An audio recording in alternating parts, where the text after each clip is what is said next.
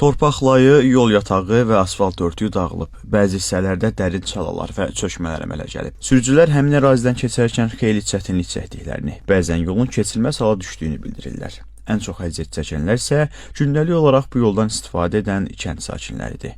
Olsun düppədüz bu yolumuz. Düşürük çaya, palçığın içine, bax maşın 3-4 adam götürən kimi maşının altı dəyir yerə. İndi burada əgər bizim hardasa bir 100 metrə yaxın qəzalı yolumuz varsa, bir də sel gəlsə nəinki 100 metr, hardasa bu yol olacaq 500 metrə yaxın. Onda bizim büsbütün yolumuz tamamilə kəsilir. Məsələ ilə bağlı Ağsu Su Meliorasiya Sistemləri İstismar İdarəsinin baş mühəndisi Əli Hüseyn Maylov məlumat verib ki, sel sonrası yolun bağlanmış hissəsi təxirəsalınmaz tədbirlər nəticəsində bərpa edilib və sakinlərin istifadəsinə verilib. Hazırda isə idarənin canlı qüvvəsi və texnikası çayın digər təhlükəli sahələrində bənd vurmanın və beton kanallarının möhkəmləndirilməsi işlərini davam etdirir.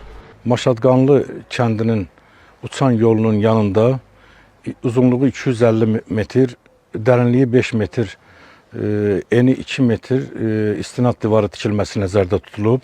Layihənin üstün əməkdaşları yerlərdə baxış keçiriblər. Layihə smeta sənədləri hazırlanıb, investisiya planına salınıb və vəsait yaxınlarda açıldığı təqdirdə o işlər görüləcəkdir. O işlər bərpa olunandan sonra həm Maşadqanlı kəndinin gedən yol, həm də ki, orada olan təsərrüfat sahələrinə heç bir ziyan dəyməyəcəkdir.